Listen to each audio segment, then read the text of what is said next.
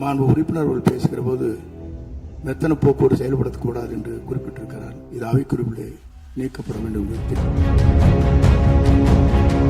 மேகதாதுவில் அணை கட்டும் கர்நாடகாவின் முயற்சியை முறியடிக்க சட்டசபையில் இன்று தமிழக அரசின் தீர்மானத்தை முதலமைச்சர் விஜய் முன்மொழிந்தார். அதைத் தொடர்ந்து தீர்மானத்தை ஆதரித்து பேசிய பொள்ளாச்சி சட்டமன்ற உறுப்பினர் நித்யானந்தம் மெத்தன போக்கோடு என கூறினார். காவிரி என்பது ஒரு குறிப்பிட்ட பகுதிக்கு மட்டும் சொந்தமான நதி அல்ல. டெல்டா மாவட்டங்களில் முப்போக விவசாயத்திற்கு அது எவ்வளவு முக்கியமோ அதேபோல் சென்னை, திருச்சி, கரூர் உள்ளிட்ட பல மாவட்டங்களின் முக்கிய குடிநீர் ஆதாரமாகவும் நமது கொங்கு மண்டலத்தின் ஈரோடு, கரூர், நாமக்கல், திருப்பூர் உள்ளிட்ட மாவட்டங்களின் விவசாயத்திற்கும் பல லட்சக்கணக்கான மக்களின் குடிநீர் ஆதாரமாக விளங்குவது இந்த காவேரி தாய்தான். 2018 உச்சநீதிமன்ற இறுதி தீர்ப்பின்படி கீழ்மடை மாநிலமான தமிழகத்தின் எழுத்துப்பூர்வ ஒப்புதல் இல்லாமல் கர்நாடகா ஒரு சிறு செங்கலை கூட காவிரியின் குறுக்கே வைக்க முடியாது, வைக்கவும் கூடாது என்பதை இந்த மாமன்றம் வாயிலாக அழுத்தமாக தெரிவித்துக் கொள்கின்றேன். தமிழ்நாட்டில் உள்ள காங்கிரஸ் கட்சி தலைவர்கள் மேகதாதுவை விடவாட்டோம் என்கின்றார்கள், வரவேற்கின்றோம். ஆனால் பக்கத்து மாநிலமான கர்நாடகாவில் உள்ள அதே காங்கிரஸ் கட்சி தலைவர்கள் மேகதாது அணை எங்கள் உரிமை, அதை கட்டியே தீர்வோம் என்கின்றார்கள். பேச்சுவார்த்தை நடத்தலாம் என்று கூறுகின்றார்கள். அந்த மாநிலத்தின் காங்கிரஸ் தலைமை மீது அவ்வளவாக, ஏன்னா பேச்சுவார்த்தை பலமுறை நடந்திருக்கின்றது, அந்த நம்பிக்கை இல்லை. சட்ட ரீதியான போராட்டங்கள் மட்டுமே இதற்கு கை கொடுக்கும்.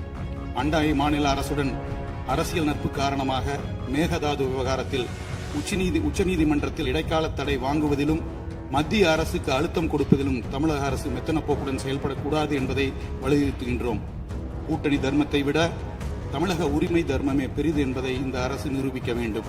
தமிழகத்தின் காவிரி உரிமை சும்மா கிடைத்து விடவில்லை. நடுவர் மன்றத்தை அமைத்து இடைக்கால தீர்ப்பை பெற்றுத்தந்து உச்சநீதிமன்றத்தில் சட்ட போராட்டம் நடத்தி 2018 இறுதி தீர்ப்பை நிலைநாட்டியது அனைத்துமே முத்தமிழ் அறிஞர் கலைஞர் அவர்களும் திராவிட முன்னேற்ற கழகத்தின் ஆக்கப்பூர்வமான சட்ட போராட்டமும் தான். அதேபோல் இந்த உரிமைக்காக உறுதியோடு குரல் கொடுத்த முன்னாள் முதல்வரும் அனைத்து இந்திய அண்ணா திராவிட முன்னேற்ற கழகத்தின் முன்னாள் பொதுச் செயலாளருமான அம்மையார் அவர்களின் பங்களிப்பையும் நாம் மறந்துவிடக்கூடாது. தலைவர் அவர்களே,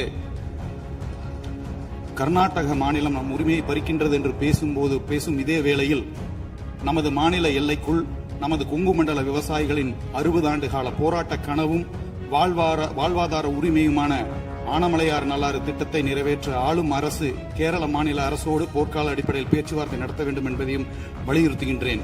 காவிரி என்பதின் தமிழகத்தின் சொத்து அல்ல, அது நமது உயிர். எதிர்க்கட்சியாகிய நாங்கள் இந்த விவகாரத்தில் அரசு எடுக்கும் அனைத்து சட்டப்படியான மற்றும் நியாயமான நடவடிக்கைகளுக்கு தோள் கொடுப்போம், ஆதரிப்போம். அதேபோல் பேச்சுவார்த்தை என்று வந்தால் கண்டிப்பாக மறுபரிசீலனை செய்வோம் என்பதை கூறி திட்டவட்டமாக எங்களுடைய ஆதரவினை தெரிவித்து அமர்கிறேன். நன்றி, வணக்கம். சட்டென எழுந்து அமைச்சர் செங்கோட்டையன் அதை அடிக்கோடிட்டு அவை குறிப்பிலிருந்து நீக்க வேண்டும் என தெரிவித்தார். மாண்பு உறுப்பினர்கள் பேசுகிற போது மெத்தன போக்குவரத்து செயல்படுத்தக்கூடாது என்று குறிப்பிட்டிருக்கிறார். இது அவைக்குறிப்பிலே நீக்கப்பட வேண்டும் என்று தெரிவித்துக் கொள்கிறேன்.